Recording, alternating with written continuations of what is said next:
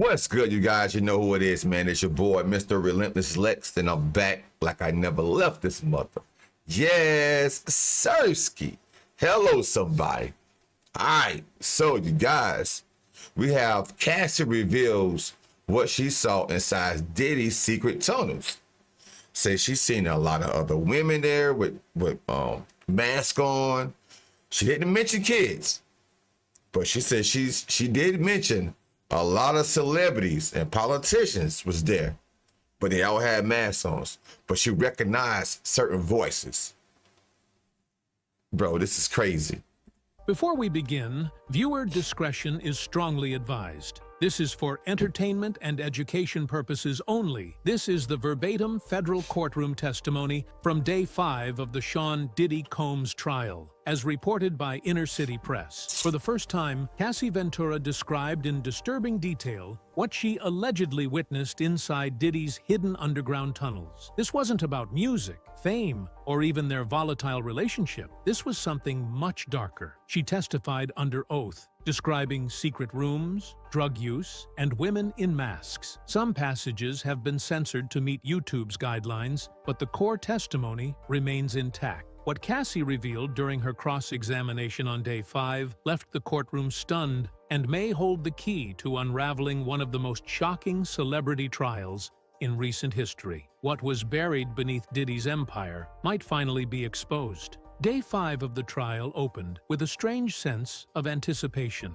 Reporters shuffled in earlier than usual. The public gallery packed tighter than ever, and even the jurors seemed more alert. There was a heaviness in the air, and everyone knew why. Cassie Ventura was returning to the stand. Unlike the previous days of emotionally heavy but legally routine testimony, today would be different. Something was coming. Cassie entered quietly, flanked by security, and took her seat across from the defense. She looked tired, but calm. The judge reminded everyone that courtroom decorum would be strictly enforced. Then the questioning began. The defense, seemingly shifting strategy, skipped past basic relationship questions and instead asked Cassie to walk the court through Diddy's Los Angeles mansion, its design, layout, security protocols. The questions seemed oddly... So it sounds like they strategized the questions. Now, you know, a lot of people were saying, well, hey, look, this is not really sex trafficking. It's not really RICO. It is a couple that's been going through some things, and if anything, it might be some type of domestic violence cases or something like that. So the prosecutors know all these things. They was waiting on this day to come right here. Strategic. Architectural at first, until one slipped through that stopped everything. Ms. Ventura, have you ever been beneath the property? Inside the tunnel? There was a momentary pause. Gasps were stifled. The prosecution objected, calling it irrelevant and speculative, but the judge allowed it. Cassie took a deep breath. Yes, she said. That single word changed the mood in the room. For months, there had been rumors about tunnels, Reddit threads, anonymous claims, even jokes in the media, but no one had confirmed it. Not until now. The defense lawyer leaned in. And what exactly did you see when you went down there? I didn't want to go, Cassie began. He told me to follow him. He said he had something to show me. He was high. I was confused, but I followed. She explained how the entrance was outside, not inside the mansion itself, disguised behind foliage near the pool area. It looked like a slope, just part of the landscaping, but there was a hatch under the leaves. What she saw next, she claimed, would stay with her forever. Concrete stairs, steel doors. It got cold the deeper we went. And when we got inside, I knew this wasn't just some safe room. It was something else entirely. She wouldn't say more until prompted, but the room already knew. They were going to hear something no one was ready for. Cassie's voice didn't shake as she began to recount what was inside. In fact, that's what made it all the more unsettling. There was a detached clarity in her tone, as if she had rehearsed this moment in her mind for years. Man, bro. Imagine being on trial and your ex testifying and saying everything that she saw, everything that y'all done behind the scenes. Bro, this is like a dungeon.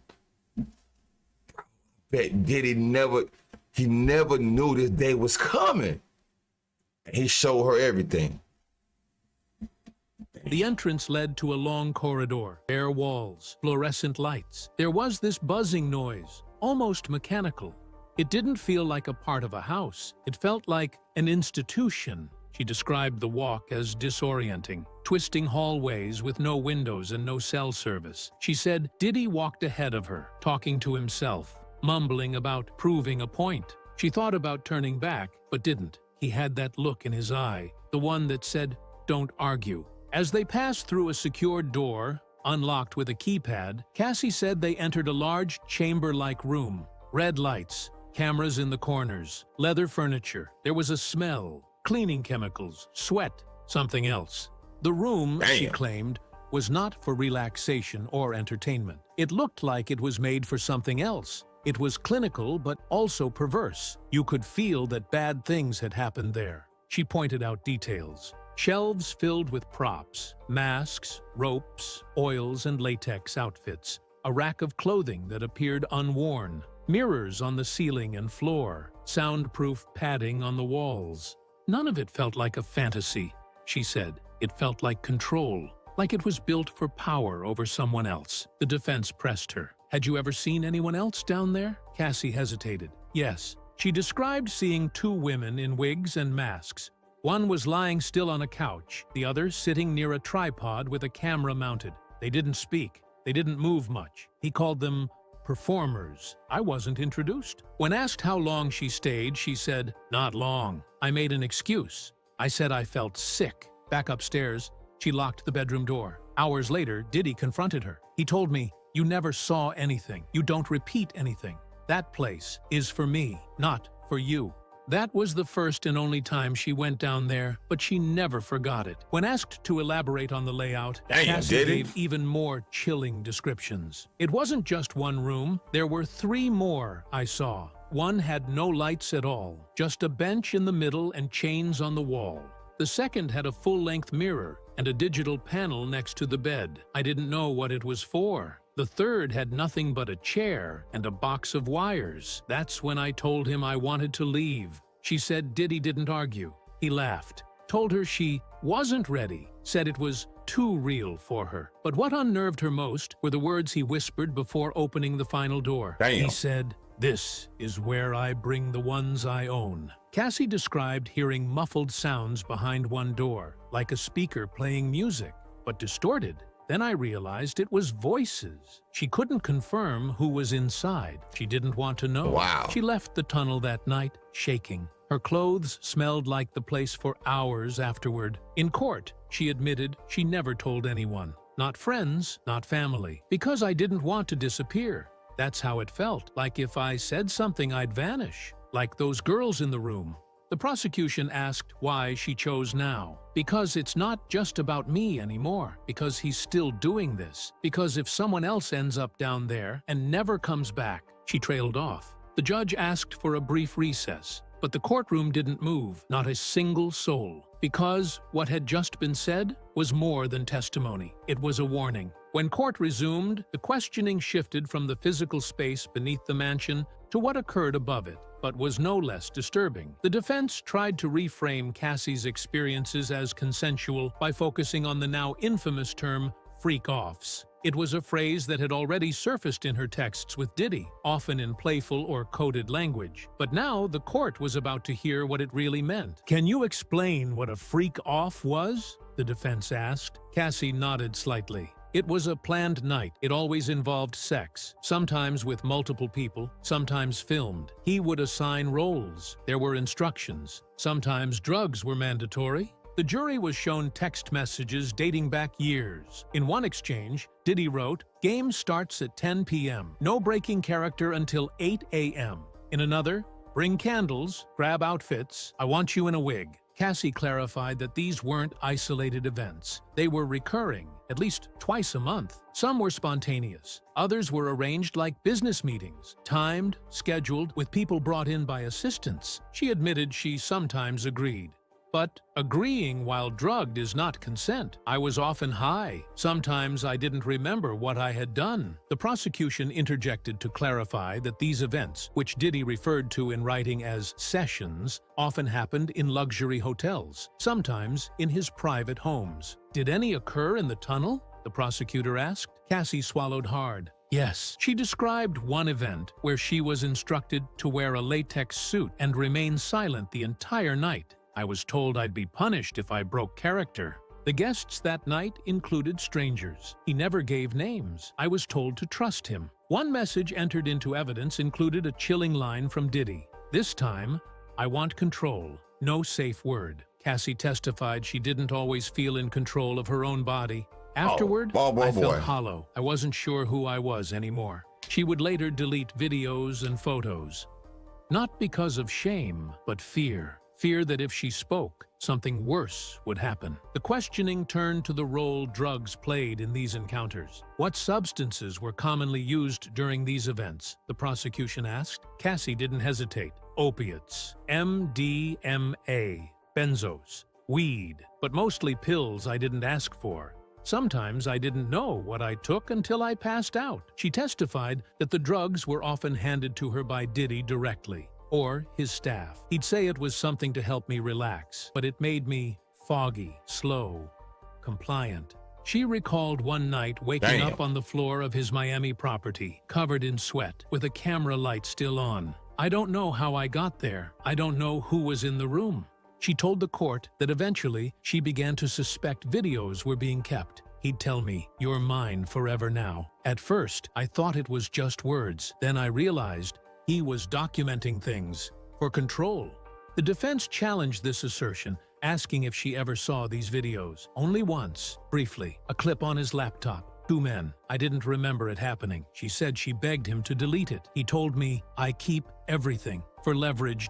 Cassie explained how this control extended beyond the bedroom. If she left the house without checking in, he'd call 50 times. If she didn't answer, he'd threaten to ruin everything. She also suspected he instructed people in his circle to stop dealing drugs to her directly, claiming she was stealing from him. It was like he was cutting off my access to anything outside of him. I was completely dependent. At one point, she claimed she tried to get help through a luxury rehab disguised as a spa, but he found out. He showed up, told them I was just dramatic. I checked out the next day. The courtroom sat in stunned silence as she admitted to trying multiple times to quit pills on her own. But I couldn't, not with him still in my life. As her testimony stretched into the afternoon, the prosecution opened a new line of questioning. Was she the only one? Cassie shook her head.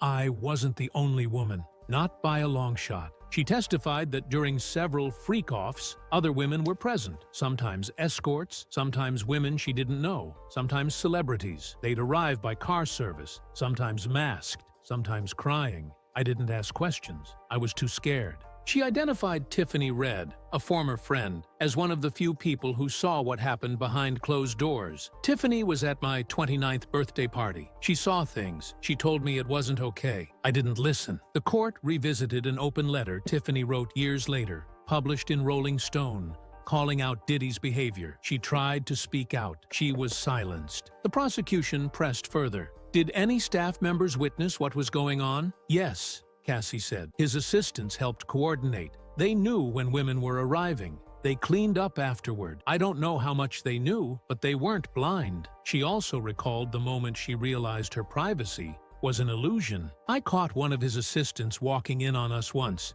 He didn't flinch, just said, "Sorry, boss." The defense argued this didn't prove criminal intent, but Cassie's words struck a nerve. It wasn't about sex. It was about obedience, submission. He needed to feel untouchable. And when asked why so many stayed silent for so long, her answer was immediate. Because we thought no one would believe us. Because he's Diddy. She paused. But now the truth is out, and I'm not the only one ready to speak.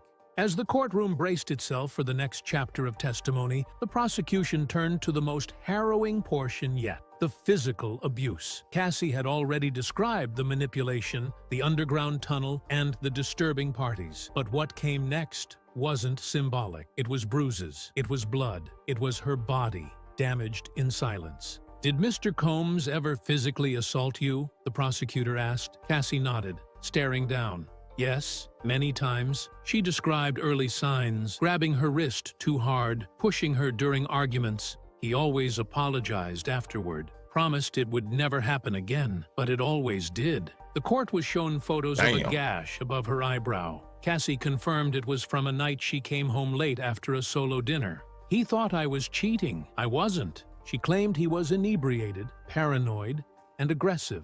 I was supposed to be packing for a trip, but I was tired. I fell asleep on the couch. I woke up to him screaming. I don't remember much after that, just the pain. She also recalled being kicked in the back after he read a text from another man. The prosecution pressed, "Do you remember who it was?" "Kid Cudi," she said.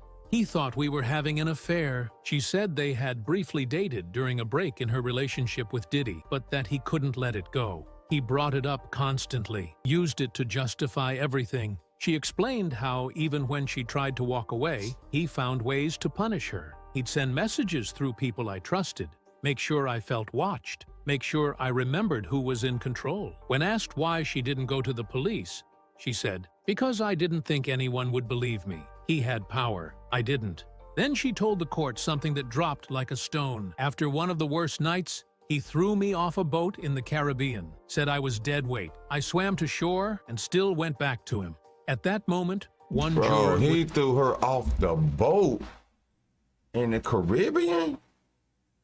And she swam to shore and still went, bro.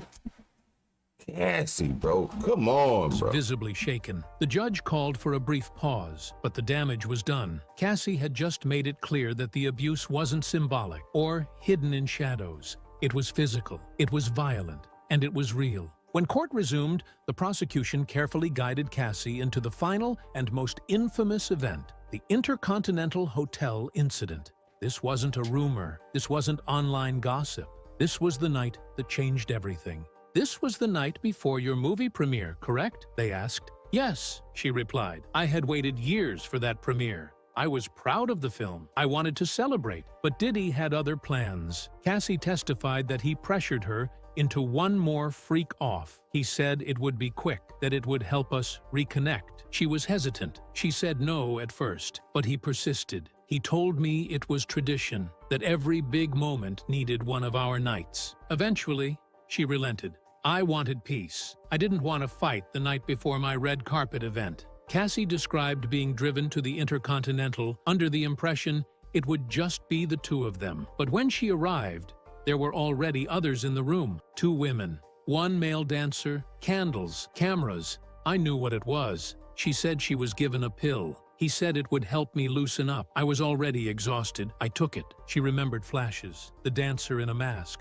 Diddy recording on his phone. Herself in the mirror, slurring words she didn't remember saying. Then, nothing. I woke up hours later, alone, covered in sweat. I checked my phone. He had sent a message saying, "You were amazing. I'm proud." I didn't know what he meant. She never asked. She got up, cleaned herself off, and walked the red carpet hours later with a smile. No one knew. No one saw the bruises under the dress. The prosecution then presented a series of texts from that day. Diddy asking if she was still glowing, if she wanted to do it again after the after party. Her answer? I never responded. That night, something inside her broke, and for the first time, she started to picture life without him. It wasn't just one night, it was the last straw in a decade of control. The next morning, she flew to New York alone. Diddy didn't follow. For the first time in years, she felt like she could breathe. The final segment of Cassie's Day 5 testimony was quiet, measured, not as shocking as the tunnel or the violence, but somehow more haunting, because it showed what happens after the cameras stop flashing. She spoke about how she tried to heal. "At first, I pretended none of it happened. I told people we just grew apart, but inside, she was broken." She began therapy. Then, she started to remember details, nights she had repressed, people she had met, rooms she had entered. Then came the civil lawsuit. It was filed swiftly and settled even faster. But to Cassie, it wasn't about money. It was about a record, a document that said, "I wasn't crazy. It happened." Her lawsuit opened the floodgates. In the following weeks, other women came forward, anonymous stories, new complaints, and then An FBI raid. Authorities stormed Diddy's properties in search of evidence related to trafficking and coercion. What they found remains sealed, but rumors swirled about underground structures, files, even recording devices. Reporters asked Cassie for interviews. She declined. "I didn't want to become a symbol, I just wanted to be free." But now, here she was, in federal court, recounting everything in detail, on the record, under oath. When asked what she hoped would come of all this, her answer was immediate. Accountability, not just for me, but for everyone who went through that house, for every person who disappeared into those tunnels and never spoke again. And with that, her testimony concluded. The courtroom sat still as the judge dismissed the jury for the day. Cameras weren't allowed inside, but the world outside already knew something monumental had just happened. Cassie Ventura didn't just testify. She tore the lid off a hidden world, one that had been shielded by money, fame, and silence. And no matter what comes next, the truth is out. Before we begin... Wow, bro. Whoa. That was crazy. That was a lot, you guys.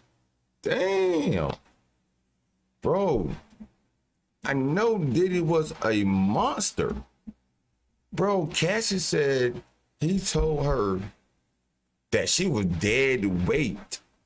So he threw her off the boat into the Caribbean and she had to swim to shore. And then she turned around, went back to him, never notified the police or nobody, and had another freak off at the Intercontinental Hotel. Boy, Boy, Diddy deserved to be. He's gonna get life, bro. He ain't never getting out.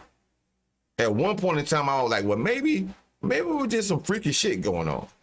Nah, bro, this is more than freaky. Them tunnels tell it all.